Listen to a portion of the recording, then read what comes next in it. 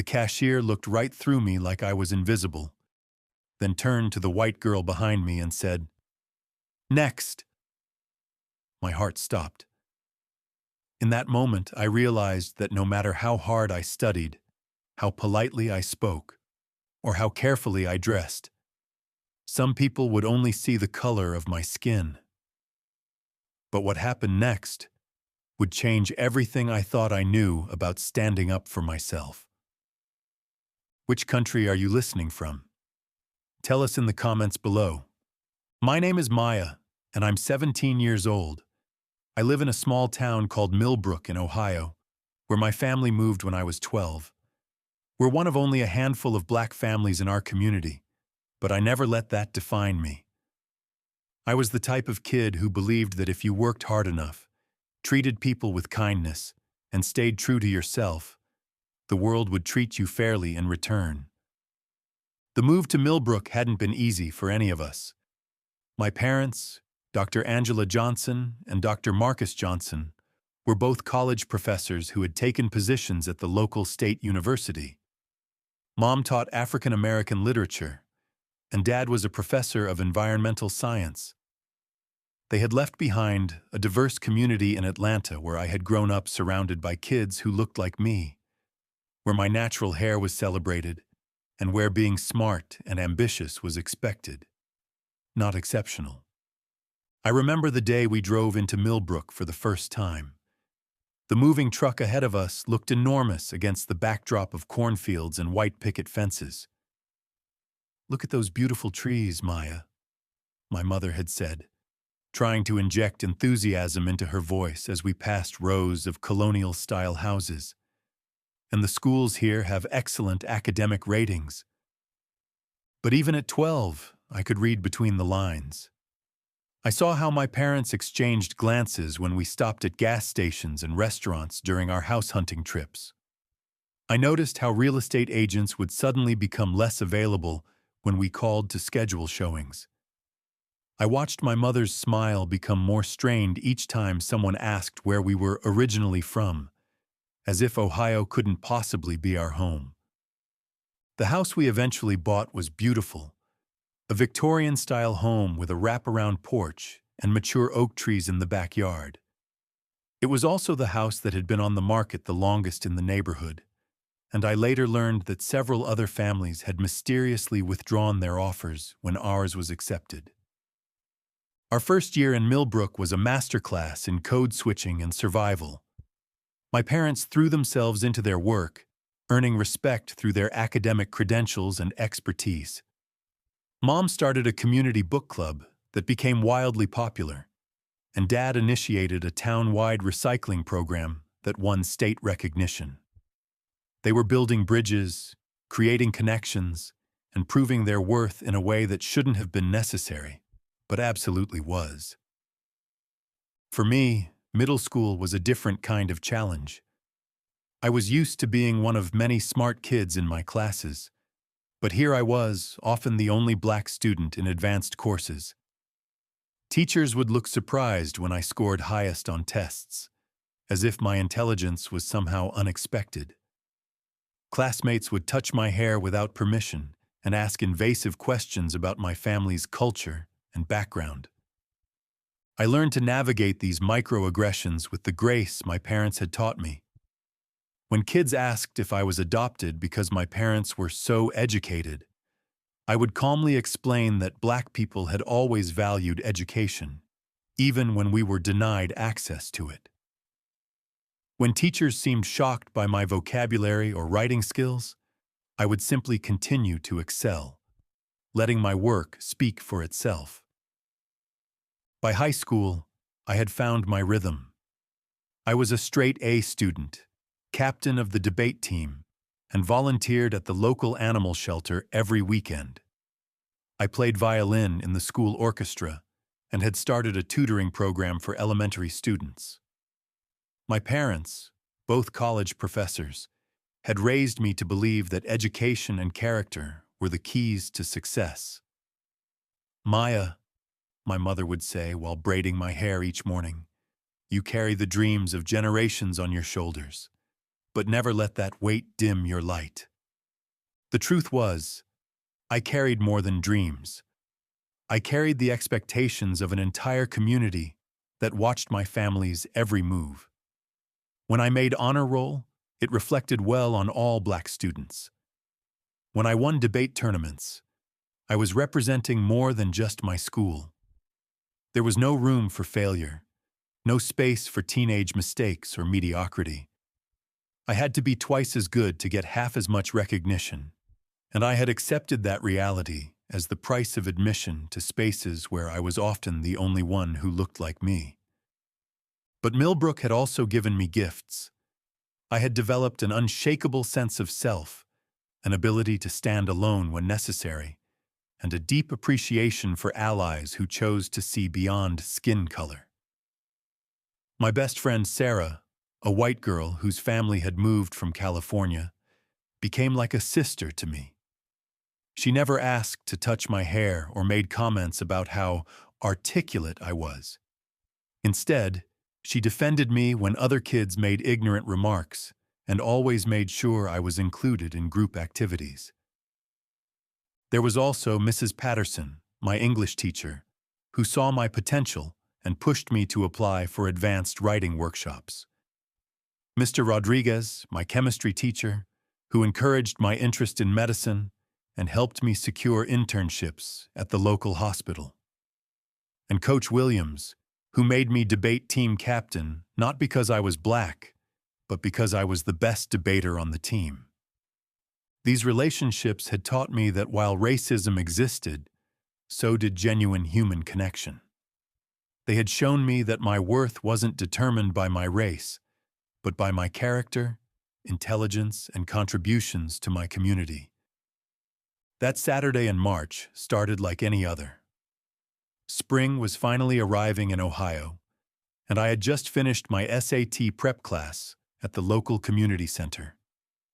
The class was small, just 8 students, including myself and Sarah. We were all college-bound seniors, stressed about acceptance letters and scholarship applications. I was feeling particularly confident that day because my practice scores had improved significantly, and I was finally hitting the targets I needed for my dream schools. I was feeling confident about my upcoming college applications, especially since I'd been accepted into a summer pre-med program at Ohio State University. The acceptance letter had arrived just 3 days earlier, and I was still riding the high of that achievement. My dream was to become a pediatric surgeon, and everything seemed to be falling into place. I had shadowed doctors at Millbrook General Hospital, volunteered in the children's ward, and maintained a 4.0 GPA while taking every AP science course my school offered. After SAT prep, Sarah had invited me to hang out at her house, but I wanted some alone time to process the morning's lessons and maybe get ahead on some homework. I decided to stop by Rosewood Cafe, the town's most popular hangout spot, to grab a celebratory smoothie and maybe do some studying. The cafe was known for its cozy atmosphere, local art on the walls, and the best acai bowls in 3 counties. It was where all the high school kids went after games, where families celebrated birthdays, and where the community gathered for fundraisers and events. I had discovered Rosewood Cafe during my freshman year, when Mom and I were exploring downtown Millbrook.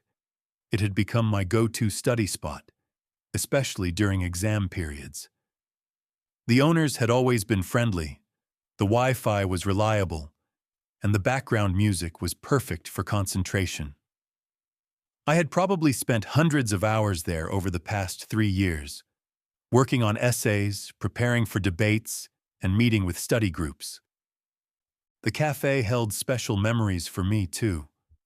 It's where I had celebrated making varsity debate team, where I had nervously opened my first college acceptance letter, and where I had written the personal statement that helped me secure my pre-med program acceptance. In many ways, it had become a second home, a neutral space where I could just be Maya the student, Maya the dreamer, not Maya the representative of her entire race. As I walked through the glass doors that Saturday, The familiar scent of coffee beans and fresh pastries welcomed me. The afternoon sun streamed through the large windows, casting warm patterns across the hardwood floors. I could see the corner table where I usually sat, right near the window with the best natural light. The local art on the walls had been rotated recently. There were new paintings from community members, including a beautiful landscape that captured the rolling hills outside town. I had been here dozens of times before, sometimes with friends, sometimes alone. I knew the menu by heart and had even recommended the place to my parents' colleagues when they visited from out of town. The baristas usually recognized me and would sometimes start making my usual order before I even asked. But something felt different that day. Maybe it was the way conversations seemed to pause as I walked by, or how the usual friendly atmosphere felt somehow cooler. There were more people than usual for a Saturday afternoon, and I noticed several faces I didn't recognize. Some looked like college students, others like families visiting from neighboring towns. I chalked the strange feeling up to my imagination and made my way to the counter, my backpack slung over one shoulder, wearing my favorite sundress and the pearl earrings my grandmother had given me for my 16th birthday. I was dressed exactly as I always dressed, modestly, appropriately, like the well-raised young woman my parents had taught me to be.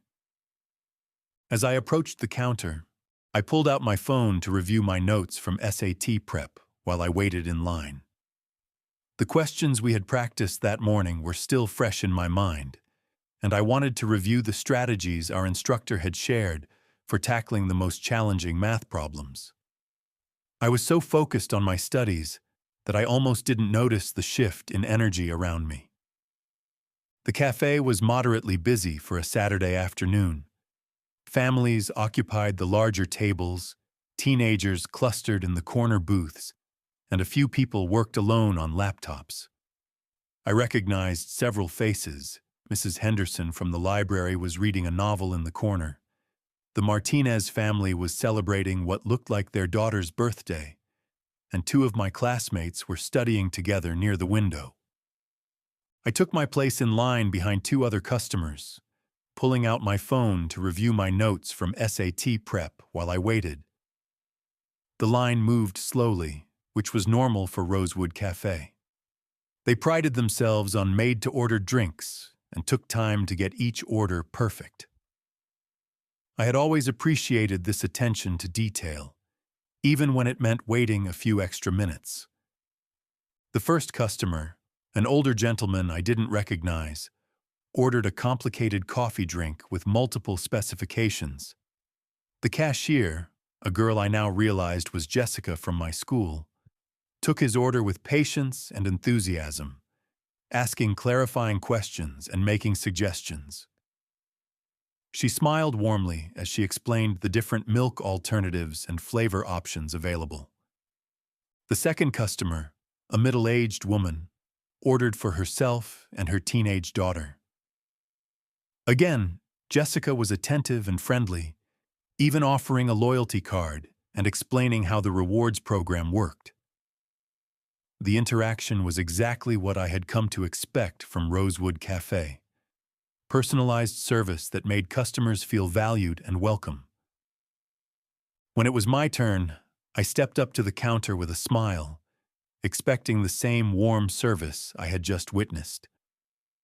The cashier was Jessica Miller, a senior who I'd seen in the hallways but never really talked to. She was in my AP history class, though we sat on opposite sides of the room. She had blonde hair pulled back in a messy bun and wore the cafe's signature green apron over a black t-shirt. "Hi, Jessica," I said warmly, making sure to use her name since we went to school together. "Could I get a medium mango passion smoothie with extra protein powder, please?" Jessica looked at me with a blank expression, as if she hadn't heard me speak. Her eyes seemed to look right through me, focusing on something behind my head. She didn't acknowledge my greeting or make eye contact. Instead, she began wiping down the already spotless counter in front of her, moving slowly and deliberately. I stood there for a moment, confused. Maybe she really hadn't heard me over the background music, which seemed louder than usual, or perhaps she was distracted by something else. I had seen her be so attentive to the previous customers that I assumed she would extend the same courtesy to me. "Excuse me," I said, a little louder this time, my voice cutting through the ambient cafe noise. "I'd like to order a smoothie, please." Again, nothing. Jessica continued her cleaning routine, occasionally glancing past me toward the line that was beginning to form behind me. She picked up menus and straightened them, reorganized the tip jar, and adjusted the display of pastries, all while completely ignoring my presence. My cheeks started to burn with embarrassment as I realized that other customers were beginning to stare. I could feel the weight of their gazes, the shift in energy as people began to notice that something unusual was happening. The family celebrating the birthday had paused their conversation, and I saw the mother lean over to whisper something to her husband. Hello?" I tried once more, my voice slightly shaky now as confusion gave way to growing anxiety. "I'm ready to order." I even raised my hand slightly, thinking maybe there was some kind of visual barrier I wasn't aware of. But Jessica's eyes tracked my movement and then deliberately looked away, as if I was something unpleasant she was choosing to ignore. That's when Jessica did something that felt like a punch to my stomach. She looked directly over my head to the girl standing behind me, a white classmate named Brittany Walsh, and said cheerfully, "Next! What can I get for you today?" Her voice was bright and welcoming, the same tone she had used with the previous customers. It was as if a switch had been flipped, transforming her from the indifferent person who had been ignoring me into the friendly, customer service-oriented employee she was supposed to be. My mouth fell open. The entire cafe seemed to go silent around me, though I'm sure that was just my perception. The background music continued to play. The espresso machine continued to hiss, but all I could hear was the ringing in my ears and the sound of my own heartbeat. Brittany looked as shocked as I felt, her eyes wide as she glanced between Jessica and me with obvious discomfort. Brittany and I weren't close friends, but we had been in several classes together over the years. She knew who I was, knew I was a good student, knew I belonged in this space just as much as anyone else. "Oh, Brittany stammered, her voice uncertain and uncomfortable. "I think she was here first." She gestured toward me with an awkward movement of her hand. Jessica shrugged with an indifference that felt calculated and deliberate. Her expression didn't change, and her voice remained sickeningly sweet as she responded, "I didn't see anyone there," her words loud enough for nearby tables to hear clearly. "So what would you like?" The words hit me like a physical blow. I didn't see anyone there, as if I was invisible, as if I didn't exist, as if 17 years of life, dreams, achievements, and humanity could be erased by someone's refusal to acknowledge my presence. As if my honor roll certificates, my debate team victories, my volunteer work, my acceptance to pre-med programs, none of it mattered. In this moment, in this space, I simply didn't exist. My hands started to tremble, and I could feel the heat of embarrassment and anger rising in my chest like a tide I couldn't control. Around me, I became hyper-aware of every sound: the hiss of the espresso machine, the clink of cups, the murmur of conversations that seemed to have grown quieter as people began to realize something was wrong. The birthday celebration had stopped entirely, and I could see the parents trying to distract their young daughter from the unfolding drama. Several customers had definitely noticed what was happening, and I could feel their eyes on me like physical weight. Some looked away quickly when I glanced in their direction, clearly uncomfortable but unwilling to intervene. Others stared openly, as if I was providing entertainment for their afternoon coffee break. "Excuse me," I said, my voice stronger now despite the tremor in my hands. I straightened my shoulders and looked directly at Jessica, forcing her to acknowledge my presence. I was clearly standing here first. "I'd like to place my order." Jessica finally looked directly at me, and what I saw in her eyes made my heart sink. It wasn't confusion or misunderstanding. It wasn't distraction or busyness or any innocent explanation I might have hoped for. It was deliberate, cold dismissal. It was a look that said she knew exactly what she was doing, and she was enjoying it. "Look," she said with exaggerated patience, her voice dripping with condescension, as if she was speaking to a child who couldn't understand simple instructions. "I'm trying to serve actual customers here. If you're not going to order anything, you need to move along." The words were like a slap across my face. Actual customers. The implication was crystal clear. In her mind, I didn't qualify as a real customer. Not in this place, not in this town, not in this world that suddenly felt much smaller and more hostile than it had when I'd walked through the door 15 minutes earlier. Despite my money, despite my history with this establishment, despite my place in this community, I was somehow less than worthy of service, less than deserving of basic human decency, less than human. Behind me, I heard someone whisper, "That's not right." The voice sounded like it might have been an older woman, but when I glanced back, I couldn't identify who had spoken. But no one spoke up louder. No one intervened. No one stood up and said what everyone could clearly see, that this was discrimination, pure and simple. I was standing in a room full of people, some of whom I'd known for years, some of whom had watched me grow up in this community, and I had never felt more alone. The isolation was suffocating, as if I was trapped in a glass box where everyone could see me but no one could hear my voice or feel my pain. My mind raced through possible explanations. Maybe Jessica was having a bad day. Maybe there was some misunderstanding. Maybe I had unknowingly done something to offend her. But deep down, I knew the truth. This wasn't about my behavior or her mood or any complex interpersonal dynamic. This was about the color of my skin, plain and simple. This was about someone deciding that I didn't belong in a space I had considered safe, welcoming, and mine. The rational part of my brain told me to walk away, to preserve my dignity, to find somewhere else to spend my money. But something deeper, something connected to every person who had faced this kind of treatment before me, told me to stand my ground.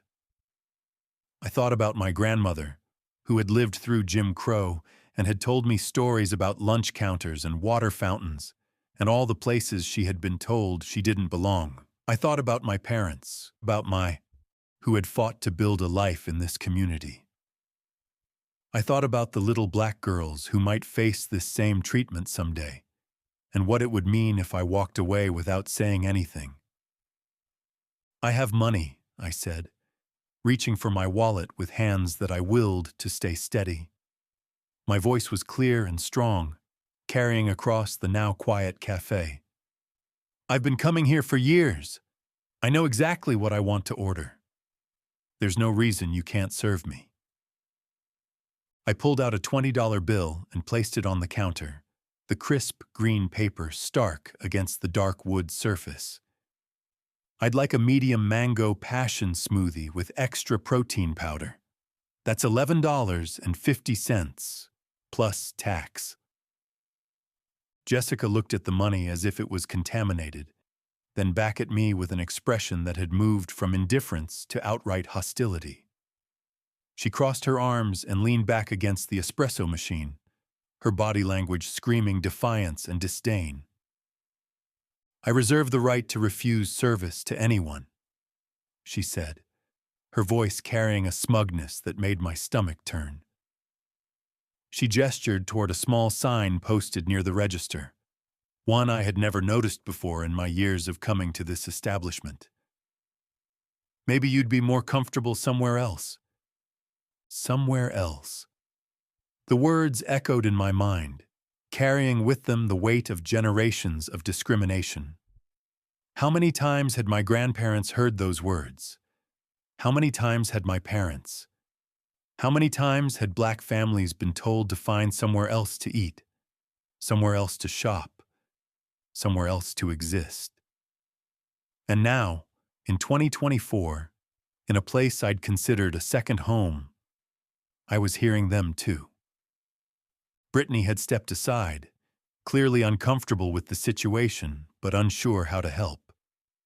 She kept looking between Jessica and me, her face flushed with embarrassment and confusion. I could see in her eyes that she knew this was wrong, but she didn't know how to fix it. The line behind her was growing longer, and I could feel the impatience of other customers mixing with their curiosity about the unfolding drama. "This is discrimination," I said clearly, my voice carrying across the cafe. The word hung in the air like a bomb that no one knew how to defuse. "You're refusing to serve me because I'm Black." A collective intake of breath rippled through the cafe. Some customers looked away quickly, as if acknowledging what was happening would make them complicit. Others leaned forward, suddenly more interested in the confrontation. The family celebrating the birthday hurriedly gathered their things and left, the parents ushering their young daughter out before she could witness any more of the ugliness unfolding at the counter. Jessica's face hardened at my accusation. "I'm not discriminating against anyone," she said loudly, playing to the audience that had gathered. "I'm just doing my job. Not my fault if some people don't know how to behave in public." The accusation that I didn't know how to behave was perhaps the most insulting part of all. I was dressed nicely in a modest sundress and cardigan, speaking politely, and trying to order a simple smoothie with my own money. My voice hadn't been raised, I hadn't used any inappropriate language, and I hadn't done anything except exist in a space where someone had decided I didn't belong. What about my behavior warranted this treatment? What had I done except exist as a Black teenager in a predominantly white space? What rules of public behavior had I violated by standing in line, speaking respectfully, and attempting to make a purchase? I looked around the cafe, hoping to see a manager or another employee who might intervene. The other barista, a young man whose name I didn't know, was conspicuously absent from behind the counter. Several customers were watching now, their expressions ranging from uncomfortable to sympathetic to carefully neutral. An older white woman at a nearby table shook her head disapprovingly, but I couldn't tell if her disapproval was directed at Jessica's behavior or at me for causing a scene. Two women who looked like they might be teachers were whispering to each other, occasionally glancing in my direction. A man in a business suit was typing furiously on his phone, and I wondered if he was documenting what was happening or simply trying to ignore it. Two teenage boys from my school were sitting in a corner booth, and I saw one of them pull out his phone. My heart sank as I realized he might be recording this humiliation. The thought of this moment being shared on social media, of becoming a viral video of discrimination, made me feel sick. I imagined the comments, the debates, the way this moment of my life would be reduced to content for other people's entertainment. But then I thought about something else. If he was recording, maybe that was good. Maybe this needed to be documented. Maybe people needed to see that this kind of discrimination still happened, even in 2024, even in liberal college towns, even to well-dressed, well-spoken teenagers who had done nothing wrong. "I have money," I said again, my voice growing stronger as my anger began to outweigh my shock. "I've been coming here for years. I know exactly what I want to order. There's no reason you can't serve me except for the color of my skin." I thought about my parents, who had worked so hard to build a life in this community. They had faced their own share of discrimination, the colleagues who questioned their qualifications, the neighbors who were slow to warm up to them, the constant need to prove themselves in ways their white counterparts never had to. But they had persevered, believing that their children would inherit a better world. I thought about my mother's advice to always take the high road, to be twice as good to get half as much. I thought about my father's warnings about how to behave in situations like this. Stay calm. Don't give them any reason to call you aggressive or threatening. Document everything. And remember that your dignity is more important than any confrontation. I thought about my dreams of medical school, of helping children, of making a difference in the world. Was this what I would face everywhere I went? Would I have to prove my worthiness to exist in spaces that others took for granted? Would there always be people who looked at me and saw a threat, a problem, an unwelcome intruder? The rational part of my mind told me to walk away, to leave with my dignity intact, to find somewhere else to spend my money. There were other cafes in town, other places where I could study and relax. Why should I subject myself to this humiliation? Why should I give this person the satisfaction of ruining my day? But something deeper, something connected to every person who had faced this kind of treatment before me, told me to stand my ground. This wasn't just about a smoothie or even about my personal dignity. This was about the principle that I belonged in any public space I chose to enter. This was about refusing to be erased, ignored, or dismissed. "I'm not leaving," I said clearly, my voice steady despite the adrenaline coursing through my veins. "I'm a paying customer, and I have every right to be served here." Jessica's expression grew even more hostile. She looked around the cafe as if seeking support from the other customers or employees. When none came, she picked up the phone near the register and held it up threateningly. "Fine," she said, her voice dripping with false authority. "Maybe I should call the police to remove a disruptive customer." The threat hung in the air like a storm cloud. Call the police for trying to buy a smoothie, for standing my ground, for existing while black in a space where someone had decided I didn't belong. The implications were terrifying. I thought about all the news stories I had heard, all the videos I had seen of black people being arrested, harassed, or worse for doing normal, everyday activities. Getting coffee, studying in a library, sleeping in a dorm, existing in spaces where someone else decided they didn't belong. My heart began to race as I realized how quickly this situation could escalate. What if the police came? What if they believed Jessica's version of events instead of mine? What if my parents had to come pick me up from jail? What if this incident appeared on my permanent record and affected my college applications? But then I thought about something else. I thought about all the times my parents had taught me about civil rights history, about the young people who had sat at lunch counters and ridden buses and walked across bridges despite threats and violence. They had faced much worse than what I was experiencing now, and they had refused to back down. I thought about my grandmother, who had told me stories about being denied service at restaurants and stores throughout the South. She had always ended those stories with the same message. "Baby, we didn't fight so hard for you to accept being treated as less than. You stand up for yourself? You hear me?" The cafe had grown unnaturally quiet. Even the background music seemed muted. Every customer was watching now, waiting to see what would happen next. Some looked sympathetic, others appeared uncomfortable, and a few seemed to be enjoying the drama. But they were all watching, all bearing witness to this moment. I could feel the weight of their gazes, the pressure of being the only black person in a room full of white faces, all of them judging my reaction to discrimination. If I got angry, I would be labeled as aggressive. If I walked away, I would be seen as weak. If I stood my ground, I would be called disruptive.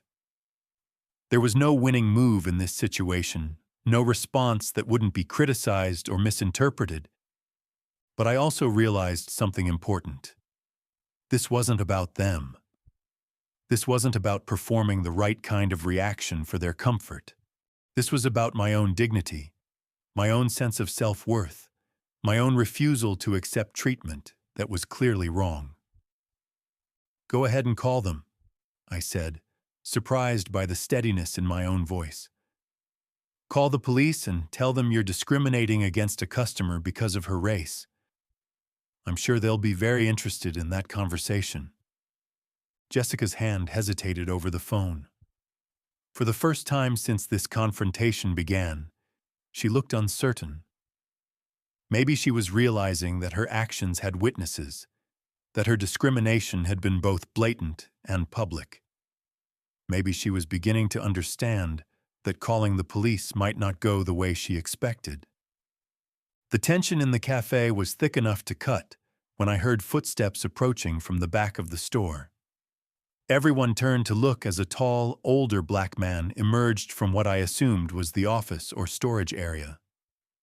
He was well dressed in a navy button-down shirt and khakis, with graying hair and kind eyes behind wire-rimmed glasses.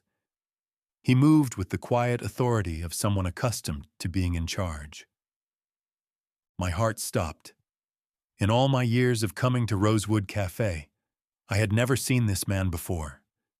But there was something about the way he carried himself, the way other employees straightened up when they saw him, that suggested he wasn't just another worker. As he approached the counter, I realized with a shock that sent my head spinning. This was the owner. "What seems to be the problem here?" he asked, his voice calm but carrying an unmistakable authority that immediately commanded attention from everyone in the cafe. Jessica's demeanor changed instantly. Her smugness evaporated, replaced by something that looked suspiciously like panic. She quickly set down the phone she had been threatening to use and straightened her posture, suddenly looking like the teenager she was rather than the authority figure she had been pretending to be. "Oh, Mr. Washington, there was a situation with a difficult customer." Her voice trailed off as she gestured vaguely in my direction, clearly hoping he would take her side without asking too many questions. Mr. Washington's eyes moved from Jessica to me, and I saw something flash across his face. Recognition, understanding, and what looked like deep disappointment mixed with a familiar pain. It was the expression of someone who had hoped the world had changed more than it actually had. Someone who recognized the scene playing out in front of him because he had lived it himself. He walked around the counter with deliberate steps, his presence immediately changing the energy in the room. As he approached me directly, I could see that his kind eyes held decades of experience, wisdom earned through struggles I could only imagine.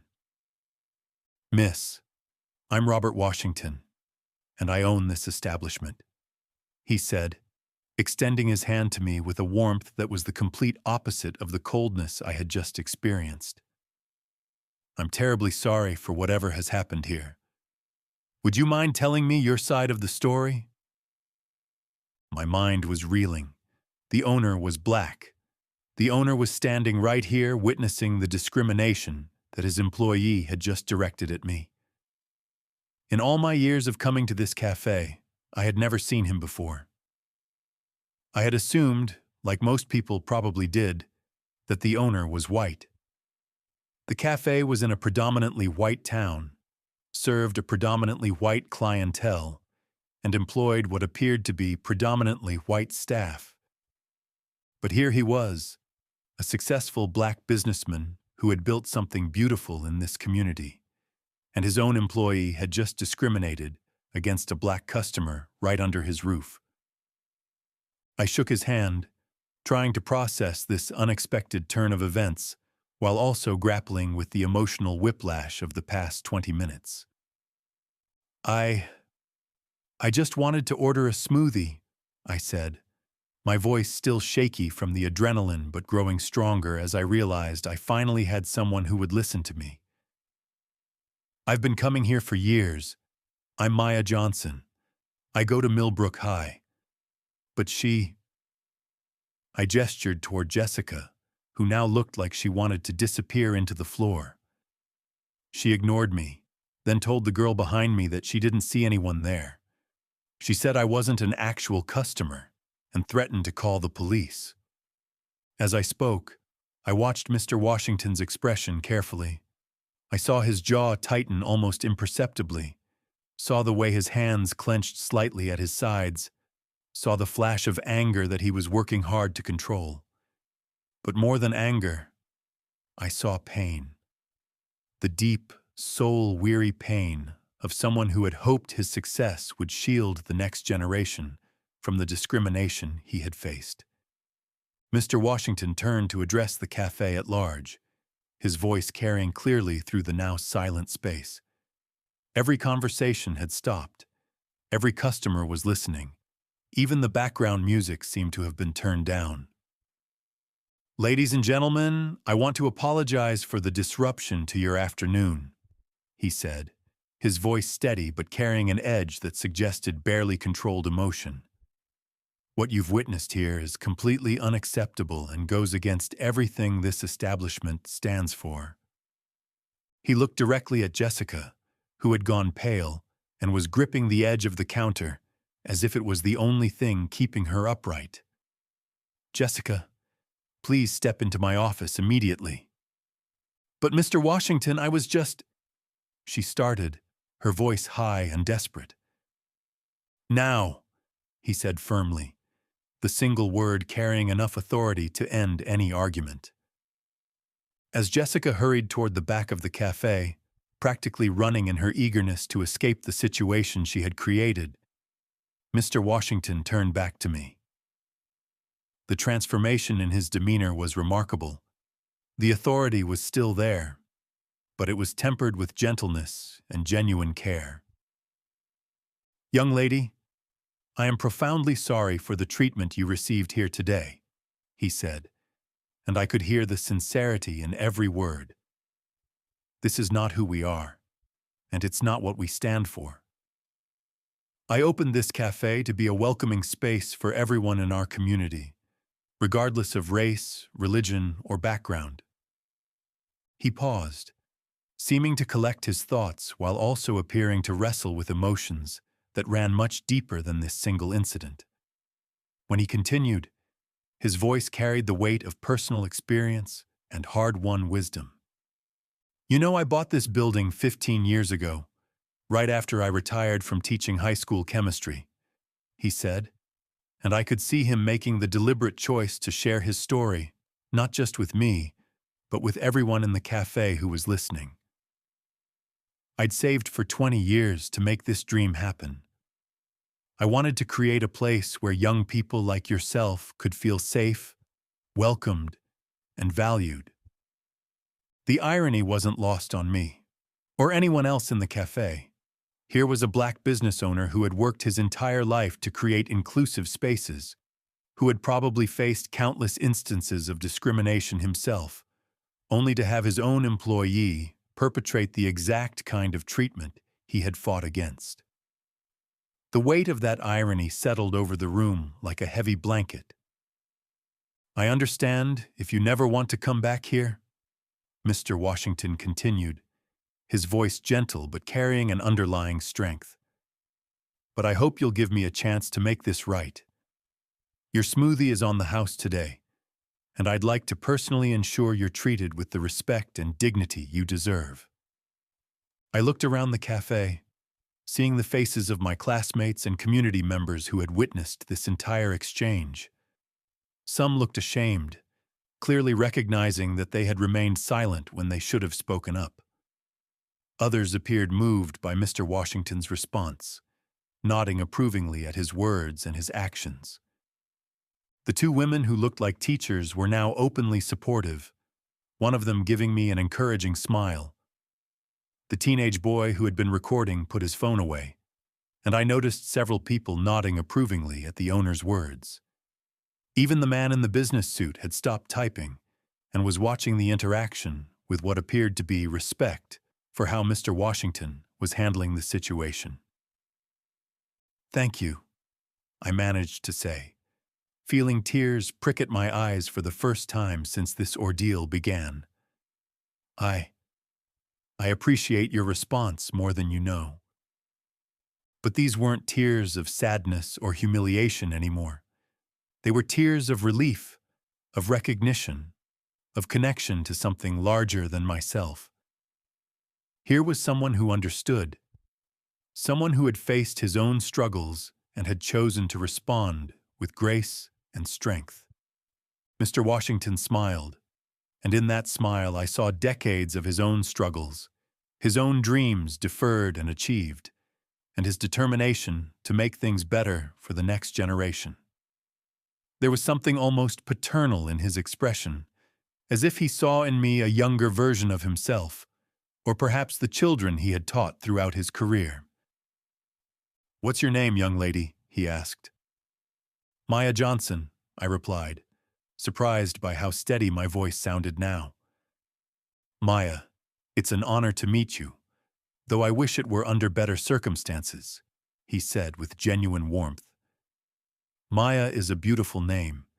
It means illusion in Sanskrit. But I suspect there's nothing illusory about your strength and character. The fact that he knew the meaning of my name, that he took the time to acknowledge it rather than just moving on to business, showed me the kind of person he was. This was someone who saw people as individuals, who valued human connection, who understood that dignity was found in the details. "What would you like to drink today?" he asked, moving behind the counter with practiced ease. As Mr. Washington personally prepared my mango passion smoothie, he continued talking, and I realized he was addressing not just me, but everyone in the cafe who was listening. "You know, Maya, I grew up in Alabama in the 1960s, he said while adding the protein powder to my smoothie. "My grandmother used to tell me about the lunch counter sit-ins, about young people not much older than you who refused to accept that they didn't belong in certain spaces. They faced much worse than what you experienced today, but the principle is the same. Everyone deserves to be treated with dignity." He handed me the smoothie, which was perfectly made. "When I see young people like you standing up for yourselves with grace and strength, it gives me hope. It tells me that their sacrifices weren't in vain." I took a sip of the smoothie, and it was delicious. But more than that, it represented something powerful. It represented ownership, dignity, and the full circle of progress. Here was a man who had probably faced discrimination his entire life, who had worked and saved and dreamed until he could create a space where that discrimination couldn't touch him or anyone else. "I don't usually share personal stories with customers," Mr. Washington continued, "but something about today feels important. When I was about your age, I was kicked out of a soda fountain in Birmingham for trying to order a Coca-Cola. The owner called me names I won't repeat and threatened to have me arrested." The cafe was completely silent now, everyone hanging on his words. I promised myself that day that if I ever had the opportunity, I would create a space where no young person would ever experience what I experienced. Today, I failed in that promise, and for that, I am deeply sorry. I felt tears pricking at my eyes But they weren't tears of sadness anymore. They were tears of recognition, of understanding, of connection to something larger than myself. "Mr. Washington," I said, "you didn't fail. What happened today wasn't your fault, but your response, the way you handled it, that's everything. That's how change happens." He smiled at me, and I saw pride in his eyes. "You handled yourself with remarkable grace under very difficult circumstances, Maya. Your parents should be proud." By this time, other customers had begun approaching. Brittany, the girl who had been behind me in line, came over first.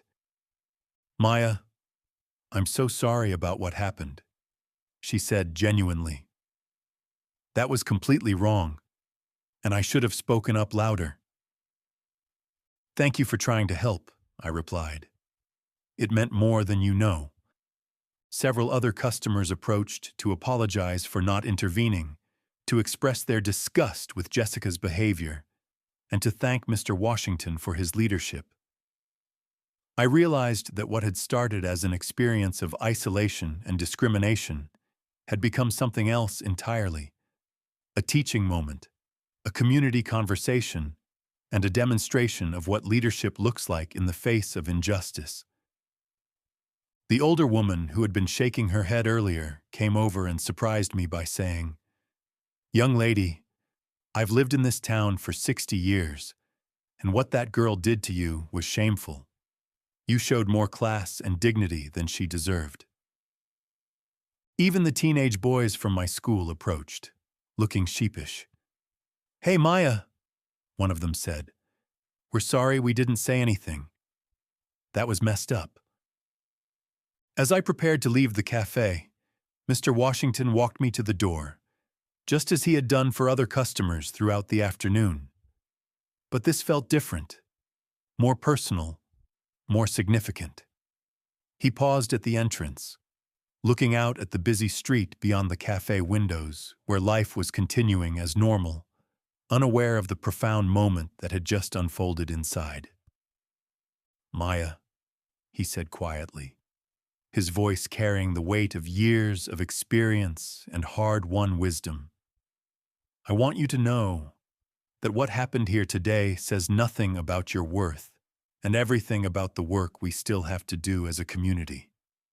He paused, and I could see him choosing his words carefully, understanding that this moment would stay with me for the rest of my life. "But I also want you to remember this. You stood your ground. You demanded to be treated with dignity. You didn't let someone else's prejudice make you question your right to exist in any space you choose to enter." I nodded, feeling the weight and power of his words settling into my heart. These weren't just platitudes or empty encouragement. They were truths that I had learned through experience, lessons that had been written into my soul through struggle. "And one more thing," he continued, placing a gentle hand on my shoulder in a gesture that felt both paternal and empowering. "I meant what I said about this being a safe space. I hope you'll come back, not because you have to prove anything to anyone, but because this is your community too, and you belong here." As I walked out of Rosewood Cafe that day, my smoothie consumed and my homework completed, I realized that everything had changed. Not just my relationship with this particular space, but my understanding of myself and my place in the world. I had faced discrimination, real, ugly, deliberate discrimination, and I had survived it. More than that, I had found my voice and used it to demand the respect I deserved. That evening, I sat at our kitchen table while my mother prepared dinner, trying to find the words to explain what had happened. The familiar sounds of home, the sizzle of onions in the pan, the classical music playing softly from the radio, the rustle of papers as my father graded assignments, created a cocoon of safety around me as I processed the day's events. "Mama," I said finally, "something happened today at the cafe." She turned from the stove, immediately reading something serious in my tone. My father looked up from his stack of papers, and I could see both of them shifting into the alert, protective mode that Black parents know all too well. I told them everything. About Jessica's deliberate dismissal, about the humiliation of being ignored and erased, about the threat to call the police, about Mr. Washington's intervention and the community's response. As I spoke, I watched my mother's face cycle through a range of emotions: anger, pain, pride, and finally, a deep sadness that spoke to her own experiences with discrimination. When I finished, my mother came over and took my hands in hers, her eyes bright with unshed tears. "Maya," she said, her voice thick with emotion, "you handled that situation with more grace and strength than many adults would have shown. You are exactly who I raised you to be." She paused, and I could see her wrestling with the dual emotions that Black parents carry: pride in their children's strength and sorrow that such strength is necessary. "I'm proud of you for standing up for yourself," she continued, "but I'm also heartbroken that you had to. In 2024, in a community where we've built a life, where we thought you were safe, it's devastating to know that our daughter still faces this kind of treatment." My father, usually a man of few words, came over and put his arms around both of us. "Your grandmother would have been proud," he said simply, and those 5 words carried more weight than any lengthy speech could have. Over the following days and weeks, word spread through our small town about the incident at Rosewood Cafe. The story took on a life of its own, growing and changing as it passed from person to person. Some people focused on Jessica's termination, others on Mr. Washington's response, and still others on the broader questions about race and inclusion in our community. I heard through the grapevine that Jessica's family was upset about her firing, claiming she had been treated unfairly. Some people agreed with them, arguing that teenagers make mistakes and shouldn't have their futures ruined by one moment of poor judgment. Others felt that her behavior had been so clearly discriminatory that termination was the only appropriate response. The incident sparked conversations that our community had been avoiding for years. At school, teachers began incorporating discussions about bias and discrimination into their lessons. The local newspaper ran a series of articles about race relations in small-town America. Community groups organized forums for dialogue and understanding. Mr. Washington was true to his word about implementing changes at the cafe. He brought in diversity training consultants to work with his staff, created clear policies about discrimination and inclusion, and established regular community dialogues about race and social justice. Most importantly, he used his position as a respected business owner to advocate for broader changes in how our town approached issues of equity and inclusion. I continued to frequent Rosewood Cafe, and each time I went, I was greeted with warmth and respect. Mr. Washington would always ask about my studies, my college applications, and my dreams of becoming a doctor. Sometimes we would talk about the challenges of being Black in predominantly white spaces, and he would share wisdom from his decades of experience navigating similar terrain. The new employees he hired were more diverse, and I noticed that the training they received was more comprehensive than what Jessica had apparently gotten. More importantly, the culture of the cafe shifted. It became a place where inclusion wasn't just a policy, but a lived value, where differences were celebrated rather than merely tolerated. 3 months after the incident, I received a letter in the mail that I wasn't expecting. It was from Jessica. The handwriting was careful and deliberate, as if each word had been chosen with great thought. "Dear Maya," it began, "I know I have no right to ask for your forgiveness, but I needed to write to you and try to explain. What I did that day was wrong, and I've spent every day since trying to understand why I acted the way I did. The letter went on for several pages, detailing her own journey of self-reflection and education since losing her job.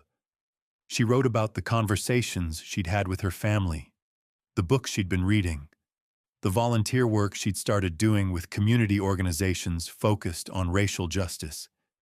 She didn't make excuses for her behavior, but she tried to provide context for the ignorance and prejudice that had shaped her worldview. "I know this doesn't change what happened," she wrote, "and I know it doesn't undo the pain I caused you. But I want you to know that your courage in standing up to me that day changed my life. It forced me to confront parts of myself that I didn't even know existed. I'm not the same person I was 3 months ago, and I have you to thank for that." I read the letter several times, feeling a complex mix of emotions. I was surprised by her thoughtfulness and vulnerability, touched by her willingness to take responsibility, and hopeful about her commitment to growth. But I was also wary, knowing that real change takes time and consistent action, not just good intentions and well-written letters. I showed the letter to my parents and to Mr. Washington, seeking their perspectives on how to respond. My mother encouraged me to write back, saying that grace and forgiveness were powerful tools for healing. My father was more skeptical, warning me to be cautious about people who claimed to have sudden conversions after facing consequences for their actions. Mr. Washington encouraged me to trust my instincts and do whatever felt right for me. In the end, I decided to write a brief response. I thanked Jessica for her letter, acknowledged her efforts to grow and learn, but also made it clear that forgiveness was a process, not a single moment. I told her that I hoped she would continue her journey of education and that she would use her experience to help others avoid making the same mistakes. The day I received my acceptance letter to pre-med at Ohio State, the first place I went to celebrate was Rosewood Cafe. Mr. Washington personally made my smoothie and refused to let me pay for it, just as he had done several times over the previous months. "This one's on me," he said with a grin that lit up his entire face. From one barrier breaker to another. We talked for nearly an hour about my plans for college, my goals for medical school, and my dreams of becoming a pediatric surgeon. He shared stories about his own daughter, who was now a successful lawyer in Chicago, and his pride in seeing young people like me pursue their dreams despite the obstacles they faced. "You know, Maya," he said as our conversation wound down, "what happened here that day in March was terrible.